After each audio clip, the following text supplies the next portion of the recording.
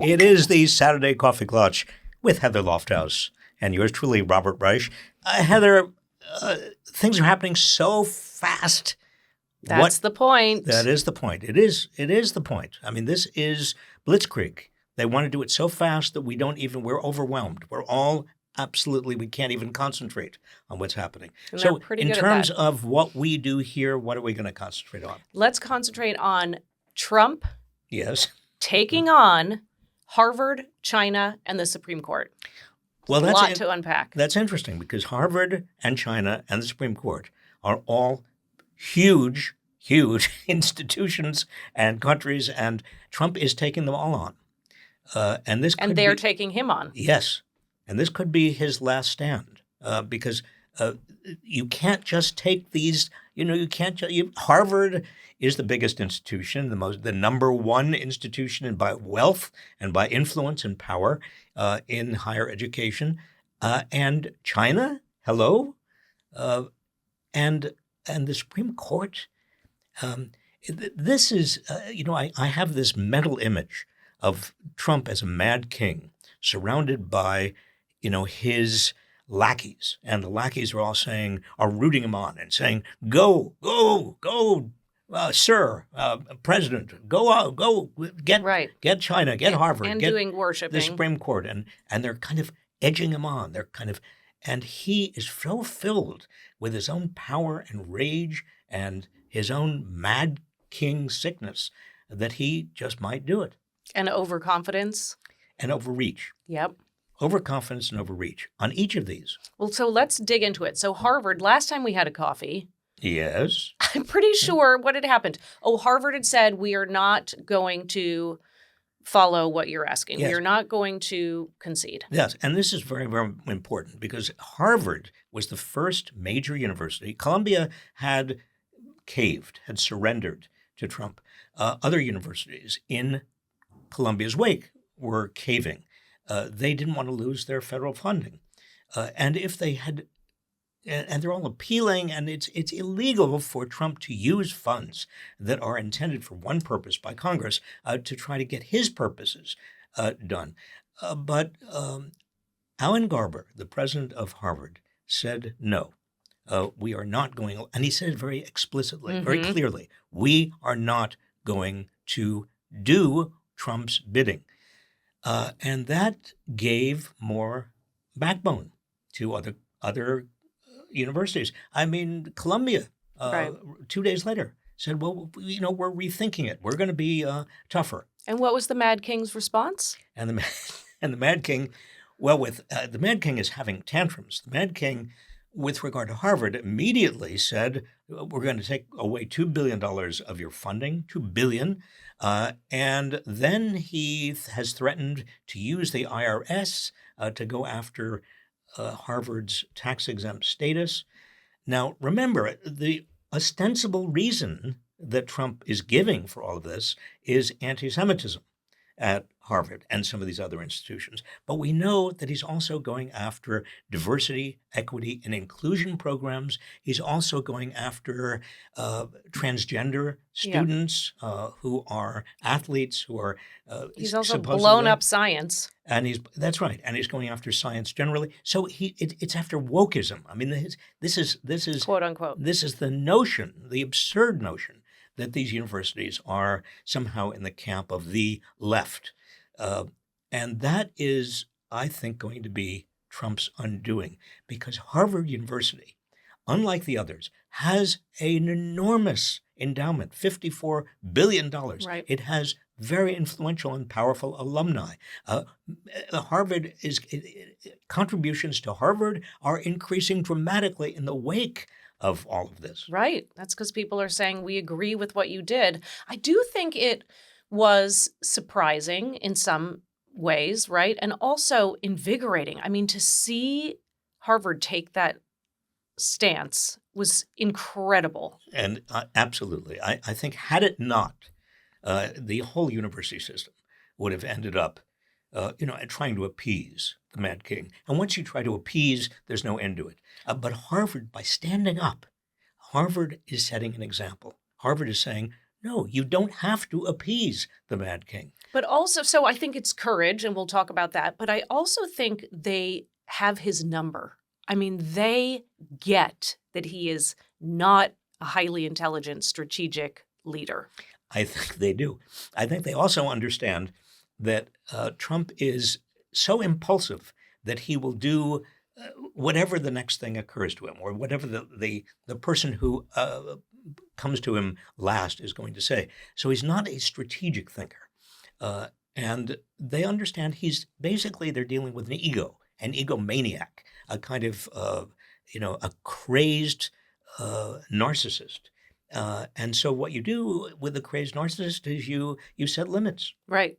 And when he's going to say he's winning, even when he's not winning, and they're going to keep going forward, right? Yes. And this is the theme with Harvard and China, and we'll get to China in a moment, and the Supreme Court, because he's taking all of them on.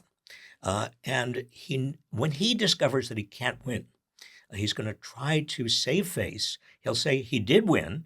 He'll look for off-ramps. He'll blame somebody else, and he will claim victory. I mean, this is his MO. Right. Okay, so let's talk about China, because he has now said, we are in negotiation. We are in negotiation with China. Allegedly. After putting tariffs of 145% on China. I mean, that is basically trying to decouple China, the Chinese economy, from the U.S. economy. You have the two biggest economies in the world in terms of trade trying to decouple. I mean, you're talking about direct investment, global companies that have huge markets in China and assembly operations that they actually feed into their American operations. We began to see the results of all of this in terms of the bond markets and the stock market. And I think that some of the people around Trump got scared, including the Treasury Secretary, who went to Trump and said, you've got to do something. So Trump, again, to try to save face, he says, well, this wasn't really about setting tariffs. This was about negotiating. Right. It's all about negotiating. And we'll give it a 3-month break.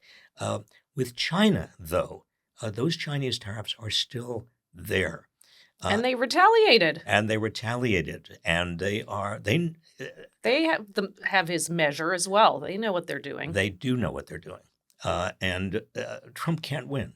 I mean, just like he can't win with Harvard, he cannot win with China. But can we just take it to its logical conclusion, even though I don't really want to, is that it's a lose-lose. I mean, he's not going to win. So what's going to happen? I mean, where are we going to end up? The tariffs will divide ours by 2 and they'll divide theirs by 2? No, I think where we end up is a lose-lose. You're absolutely right. But the question is, who loses bigger? And I think the United States loses bigger because American companies are really global companies. They don't have any patriotism. It's not that, they're out to make as much money as possible. Chinese companies are different. Chinese companies are basically partly there because they want to improve the living standards of everybody in China and the power of the Chinese. And so we're dealing with different systems. And in terms of a global economy and American companies embedded in a global economy, those American companies will find other ways of getting their supplies and getting their components and getting their assemblies done. Right. But it is, I mean, even people I know, who have certain jobs that are designers for companies and other things like that, they said everything is changing. I mean, we can't get any of our imports. We can't get any of the products we need to make our. Absolutely, Heather. I mean, it's chaos. And chaos itself is an impediment to these giant economies. I mean, nobody's going to invest. You talk about manufacturing investment. Nobody's going to make any major investments in a firm, in a plant, or anything that is major or big, because you don't know the future. Right. We talked about this last week. And Trump keeps changing his mind. Okay, so the Supreme Court. Yes, number 3. Where do things stand? Harvard, China, Supreme Court. This is his third showdown war. Well, it's interesting. I think that the Supreme Court really does not want to get to a point where they see that Trump is saying, I don't care what the Supreme Court has said. I'm going to do what I want to do. This is what J.D. Vance, has been egging him on to do. It would be suicide for a president because the public really does believe that the courts matter, and it would be tipping America into dictatorship. I mean, clearly. But it would also be suicidal for the Supreme Court because the Supreme Court has no power in and of itself, obviously. That's what the Federalists, the founders who talked about the Supreme Court, no power of the purse, no power, no army. And so it is all power by just simply trust in the Supreme Court. This is a dangerous showdown. And the showdown is going to happen, I think, right now, or it's happening right now as we speak, over the decision by the Trump administration to basically take this individual, Abrego Garcia. Yeah, Kilmar. Abrego Garcia. From Maryland. To abduct him with no trial, with no evidence, with no process at all, and put him into a prison in El Salvador that a district court judge had said you must not. You are not allowed to do this. The district court decision came years ago. And in fact, they even admitted, the Immigration Service admitted error. They said they should not. Administrative error. They should not do this. But they did. And then to just almost rub the Supreme Court's face in its own impotence, you have on Monday, there's Trump in the Oval Office with the president of El Salvador, Bukele? Bukele. And they're just having a lovely time. They're having a lovely conversation. Disgusting. And Trump is saying, well, I can't do anything. And Bukele is saying, I really can't do anything. Yeah, as they high five. But it's very clear that if this stands, none of us is safe because it's just their allegation. It's just Trump regime's allegation that this person should be in a prison, a brutal prison in El Salvador. But so you keep saying it would mean and it could mean and when it happened. I mean, when are we? So there's been a rebuke, right, this week. So a district court said this is not okay. But when do we get to the point? Aren't we inching closer and closer? We are inching so close because the Supreme Court said you must facilitate. Facilitate is that word, the verb, facilitate. It doesn't mean you can just sit in your chair. Facilitate means you've got to do something. And the administration, the regime is saying, no, we don't have to do anything. It says facilitate. And it was interpreted by the White House counsel as 9-0. You can just do nothing. No, facilitate is an active verb. You have to do something. Interpreted, I think, is a generous term. Yep. I think it was lied and put on its head. I mean, it was 9-0 against what the administration has done, not 9-0, feel free to do anything you like. Exactly. But just like Harvard and like China, you have this confrontation with the Supreme Court. And it's getting closer and closer. And people around Trump are egging him on. And maybe there's a little brain inside Trump that is saying, I don't want to, little hands, little brain. If I go too far, maybe I ought to seek an off-ramp. Maybe, as with Harvard and China, there ought to be a little bit of a way in which I can save face. But we'll see. I mean, it's getting very close. We are just a hair's breadth away from an outright dictatorship. And ICE is getting more aggressive, Trump's ICE, and going after, so many individuals. And many of those including citizens. Including citizens. Yep, I know. Including citizens. This is the most important part of that little White House dance in the Oval Office between the president of El Salvador and Trump, where Trump says, and he says it off. He thinks he's off. Hot mic. Off camera and off mic. He says, I need more room because we're going to go after homegrown next? Yep, the homegrowns. Well, hello, you're homegrown. I know. I'm homegrown. Yep. Who's next? Well, the Supreme Court is going to review a case about birthright citizenship, which is another thing that I personally did not see coming, except that we all kind of did. Yeah, now that's in a slightly different category, but it is going to be reviewed, and the 14th Amendment makes it very clear. Very clear. There's no debate. The 14th Amendment says clearly, if you're born in the United States, you have citizenship. Right. Jus soli. That's the term. Latin. Yes. The soil. You were a Latin scholar. A scholar is, I took 2 years of it. Well, that makes Wasn't great. You took 2 more years of Latin than I did. You didn't take Latin? No, I Oh. didn't. What'd you take? I took French. I speak French. Oh, With the sorry, French everybody. accent. Yeah. Yeah. This is going to be scary. So that's one we're also watching. This is, but what I want everybody to understand, all of us, is how close we are right now to these confrontations that are lose-lose confrontations, big lose-lose confrontations. Well, what's the logical conclusion? Okay, so here we are. We're still in the midst and holding our breath. So it feels like, to me, Trump is defying everything, but still things are being appealed. So maybe we're not quite at the finish line of the marathon. Well, in terms of the Supreme Court, we are very close because the Supreme Court has said facilitate with regard to the American from Maryland who is in El Salvador without charges. The birthright citizenship, yes, it's going to come very, very quickly and close. There are a lot of other cases that are coming up to the Supreme Court.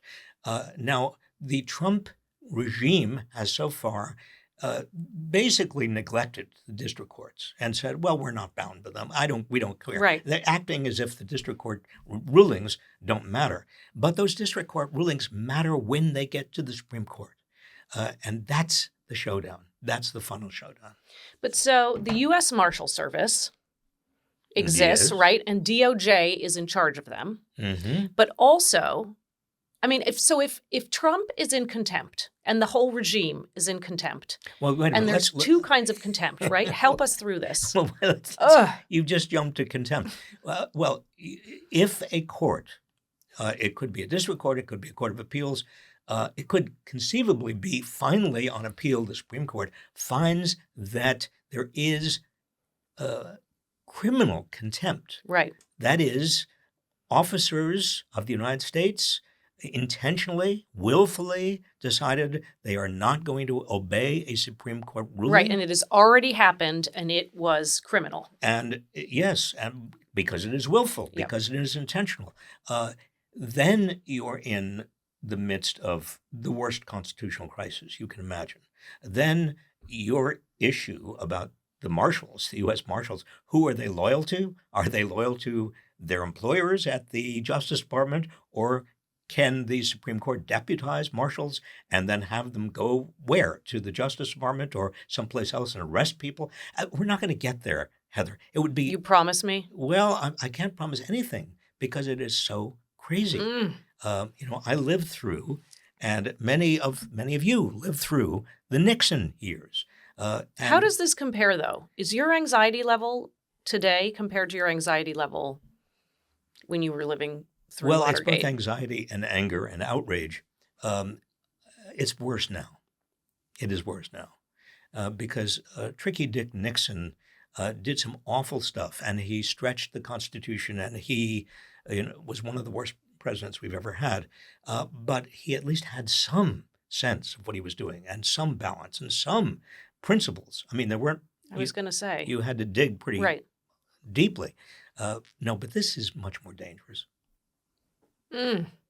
Okay, so that's the logical conclusion. So we're going to have to wait and see, is what you're telling me. But I don't think we're going to have to wait long. I think what we really are going to see with regard to Harvard and China and the Supreme Court is these off-ramps.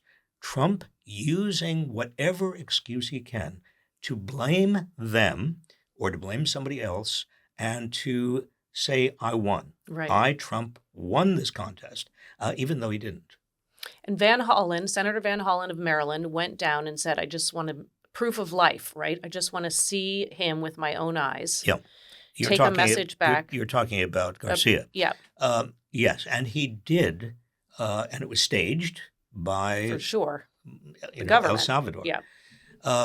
But where does that leave us? I mean, we still have a man who has not been charged with anything, and he's in a prison that is notorious. And do you see what the horrible?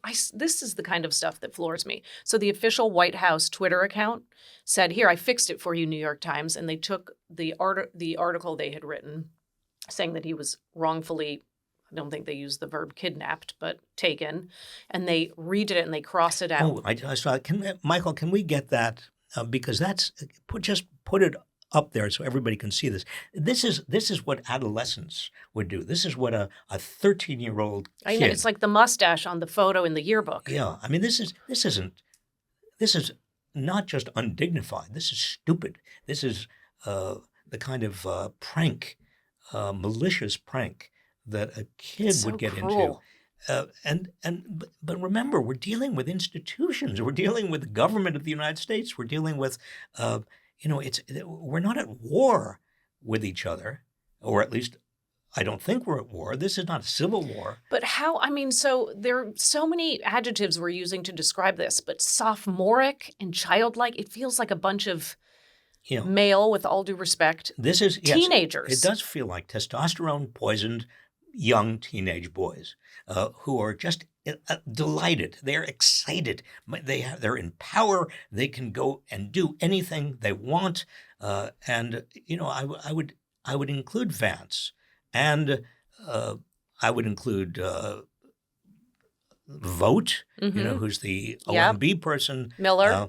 And Stephen Miller, definitely, and Robert F. Kennedy Jr. I mean, think of all of that testosterone in the same place, and each of them egging each other on, and Elon Musk, obviously.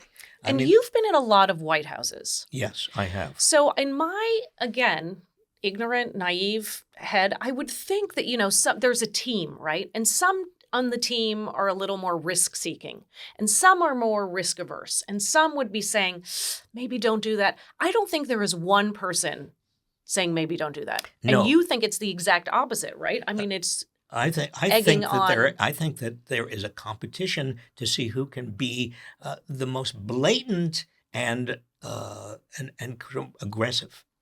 I think Marco Rubio's in the contest. Marco Rubio, yes, and I think the difference between the first Trump and second Trump administration, the first one, he was surrounded by people who said no to him and understood how to manage Trump.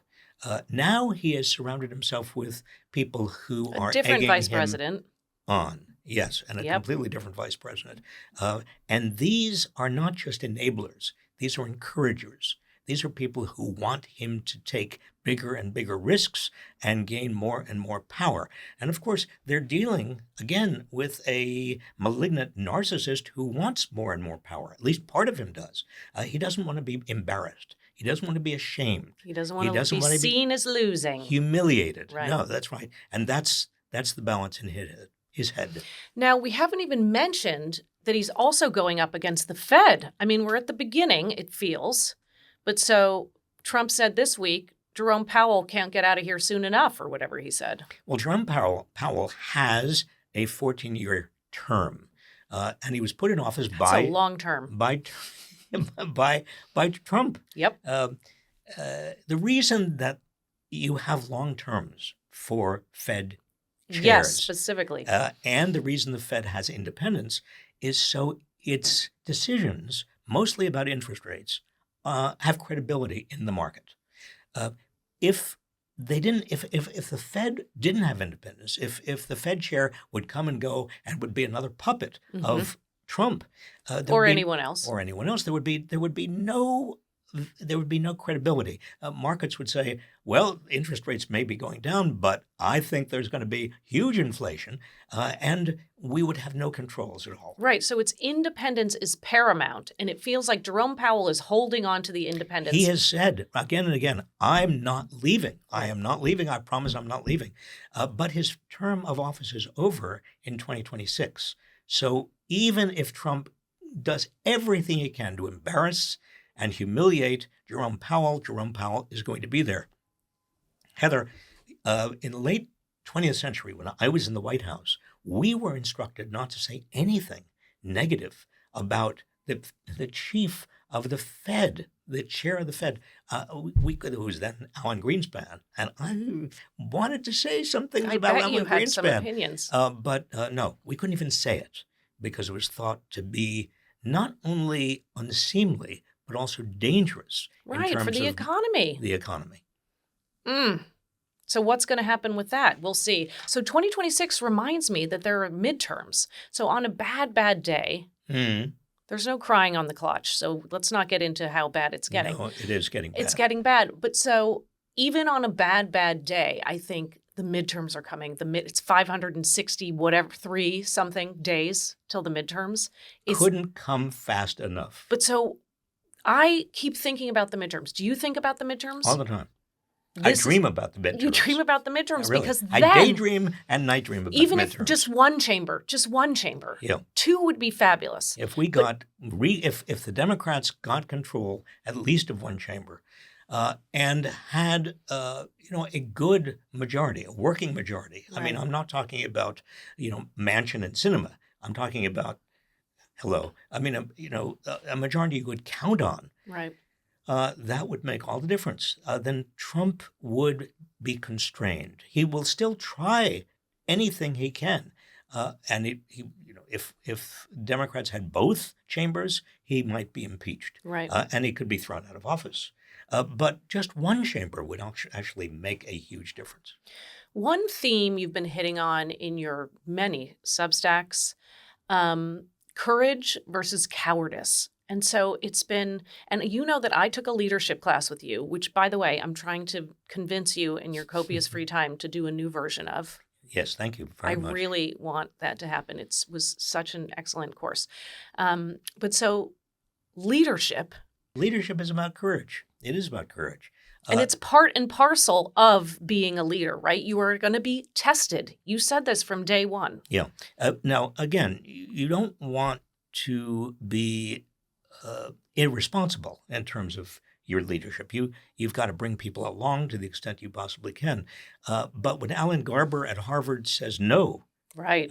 To Trump, that is an exercise in courageous leadership. And this is the kind of leadership, I mean, historically, the person who I keep on going back to is Joseph Welch, who this was so great before your time. Yes, but I know. I mean, we all. But study I remember him. I was a little boy. I was 6 years old, 1954, maybe 8 years old, and I was sitting with my father watching the Army McCarthy hearings, and it was the height of the communist witch hunt, and Joe McCarthy was, just railing, and he would wreck people's careers, even just accusing them of being communist. And at one point in those hearings, well, maybe let's see if we can get the clip and watch. Let us not assassinate this lad further, Senator. You've done enough. Have you no sense of decency, sir? At long last, have you left no sense of decency? I know this hurts you, Mr. Welch. I'll say it hurts. May I say, Mr. Chairman, as a point of personal privilege, I'd like to finish this. Senator, I think it hurts you too, sir. I'd like to finish this. Now, so Joseph Welch is my hero. Talk about courage. And I started last week. I said, well, the Joseph Welch Award this week goes to Alan Garber and Harvard University. And I got this loveliest message from Joseph Welch's granddaughter. And she just idolized her grandfather. Pop! I know, you posted it on your Substack. I loved it. And she sent that photo. And she sent a really lovely photo of her grandfather, Joseph Welch. Lifting her up by the ears. And that's not, I mean, he was doing it playfully.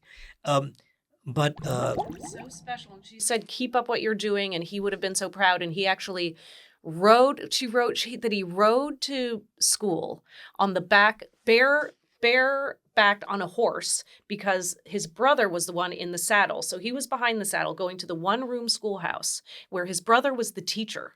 And that man, Joseph Welch, ended up going to Harvard Law. So it was particularly touching that it is Harvard who is standing up. Was according to the granddaughter. But that was a nice moment of the week. One of the very few. Two, maybe. But contrast Joseph Welch with the appeaser. I mean, historically, in recent, at least some people's memories, you have Neville Chamberlain in 1939, who said to Adolf Hitler, "Yes, I'll believe you. You have reassured me. I will believe you. We will not do anything here." Capitulation 101. That's right. Neville Chamberlain was the Prime Minister of Britain at that time. And that surrender, the point is, you cannot capitulate or appease a dictator. A tyrant. A tyrant. I mean, there is no appeasing a tyrant because the tyrant takes your appeasement and becomes even a larger tyrant and sucks it up. That's when the law firms, these awful, terrible law firms, I mean, they may be good law firms, but in terms of their moral principle, they say to Trump, yes, whatever you want. And the law firms themselves lose their integrity. They lose their independence. Paul Weiss was the firm that the Trump regime, first of all, issued demands to, and it relented. It surrendered. Well, Trump continues to make demands. It's the same thing as Colombia. Once you surrender, there's no end to the demands that the tyrant will make on you, on your own institution. Right, but over 500 law firms did come together, right, and friend of the court. Yes, and they supported Perkins Coie, yep. Which stood up and got the Joseph Welch Award in my little award system for standing up to Trump. Yeah. Yes, there is still courage in American law. Not enough. Right. And the big law firms, nearly not enough.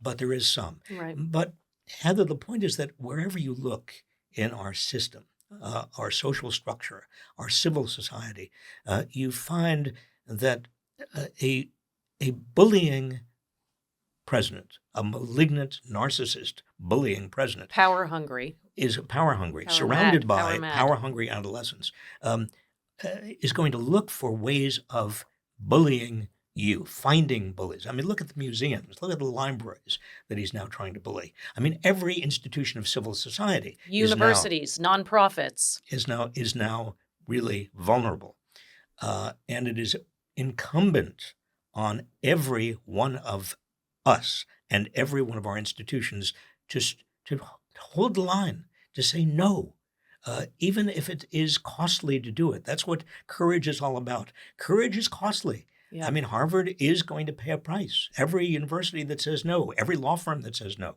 every institution that says no, every museum that says no is going to pay a price. But the price is worth it, not only in terms of the integrity of that institution, but in terms of the integrity of the system. Because every institution that says no is saving the system. So is a movement afoot? Is a reckoning coming? Well, it's remarkable that in fewer than 100 days, we have come to the point we have come to. That is the absolute tip of dictatorship and tyranny. And I think America is rising up. I mean, the demonstrations are getting larger and larger. Bernie Sanders and AOC, when they went to Los Angeles just last weekend, 36,000 people, 36,000. More than he's ever seen. And in Denver before it had been 34,000. I mean, these are mammoth rallies. Right.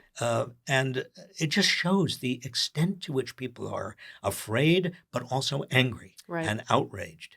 And I think that we're going to see more of this. Well, there are protests and actions happening today because it's the anniversary, right, of the Lexington and Concord 250th. It's the semi-quincentennial. Semi-quincentennial? I say semi. quincentennial. But you can say I semi-quincentennial. would like to say quarter millennial. It's a synonym. But it's easier to say. Yeah, but But look at 250 years ago at Lexington and Concord. Think of the the courage. Revolutionary War began. Think of the courage. The I shot mean, really. how heard round the world. It was because of a tyrant, a mad king. I mean, literally a mad king was sending his troops to round up Americans who were trying to maintain the rule of law. And Paul Revere, were you friends with? Yeah, well, were you all close? I dated his well, not his wife, his sister. You dated his sister. No, his sister Sally Revere. I'm not going to tell you about that No, because it was just you revered her. Yeah, I did. Yeah, you really did. Yeah. No, but so he was a patriot. I mean, the definition, right? He was Rode the at definition. night. Yeah. Rode at night. Then these battles occur. Yeah. Then we have America. Well, then we have, yes. Can we hearken back to this, please? Well, then a year later, after the Lexington and Concord, we have the Declaration of Independence. And, I mean, think of the courage that it took. Not only Lexington and Concord, but also the courage of these people who really felt some loyalty to Britain. They felt, that was their responsibility. But at the same time, they knew that they had to make the break. And if they didn't make the break, there would be no freedom. Everybody would be subjected to this mad king. And the risks were... But the risks were huge. They would lose their lives. They didn't have lawyers on speed dial. They didn't? No, I don't think they did. No, and they didn't know that they could post on Blue Sky and have everyone give them likes. It was and slightly more primitive, and it took them a long time to get from Boston to wherever they were going. Yeah, exactly. Philadelphia. But so people are inspired by this, and there is a movement. I mean, people are showing up today. Great. I think it's important. It's important to have a kind of a national civil or civic uprising. Yep. I mean, this is what we have to have, Heather. Even David Brooks called for it. Even David Brooks. Now, David Brooks is not somebody, he's a columnist in the New York Times. He's not somebody that I've ever quoted before, but I did quote him on this, a national civic uprising, because the Republicans in Congress are totally, they are intimidated. Lisa Murkowski. I saw that. I was moved and angered by her admission. And she said, yes, you wouldn't believe the intimidation. I mean, the degree to which people are afraid. To speak up. To speak up. She was talking, I assume she was talking about Republicans, and she was talking about the Senate. These are our representatives. These are the people who we rely on to speak for the people. And if they are intimidated and they are afraid to speak up, we are certainly, all of us, vulnerable to this mad king. And you went on a couple days ago, you went to UC Berkeley, and we can put the link in the description, but you had a powerful speech where you said, Harvard has said no, and Berkeley should say no, and universities have to come together, and we have to be defiant in the face of tyranny. Yeah, and the problem for universities, the problem for law firms, the problem for all these institutions to coming together is a collective action problem. That is, it's like the prisoner's dilemma. It's easier for them as individual institutions to feel like if they do a cost-benefit analysis, the costs are going to be overwhelming, and they shouldn't be courageous.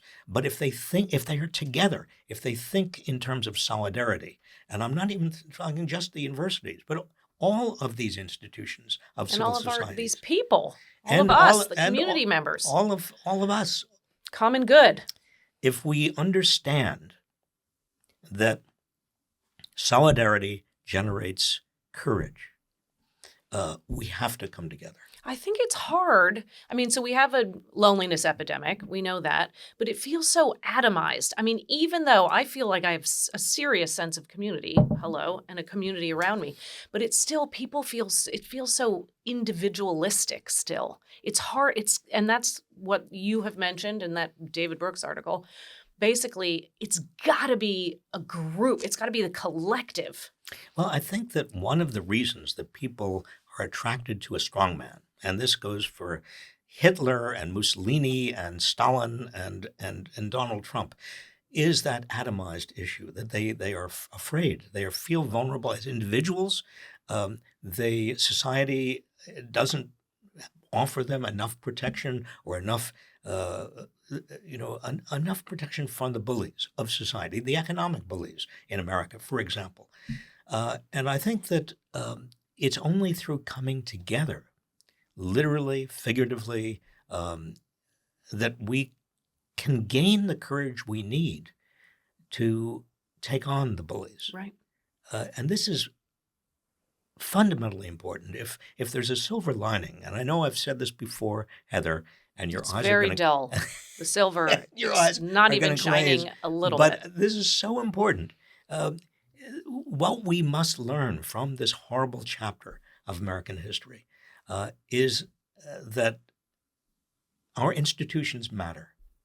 To treat them as they have been treated for years, the money flowing into politics, as if money is free speech, as if corporations are people, which the Supreme Court decided these are so fundamentally antithetical to the institutional integrity we need to avoid a Trump in the future, that I hope we learn. I hope we learn our lesson. And I hope that we continue to explain what's happening. There is a purpose behind it. Step one of divide and conquer is divide. Absolutely. That's what's happening. Well, this is out of the fascist playbook. Yeah. I mean, you want people to be angry at each other. You want the Democrats and Republicans to be shouting at each other. You want people to distrust each other. Yep. Because then they don't. And countries. And yes, and Yep. countries too. Because then they suspect each other as being the reason for all of their problems, and they don't look upward and see where all the money and power have actually gone, to the oligarchy, to a relatively handful of people who are smirking, who are sitting back and saying, oh, this is great, just more and more anger and more discord is exactly what we need. Well, it's just the opposite. Okay. Well, I'm wearing black because I'm in mourning for something. Democracy? Democracy.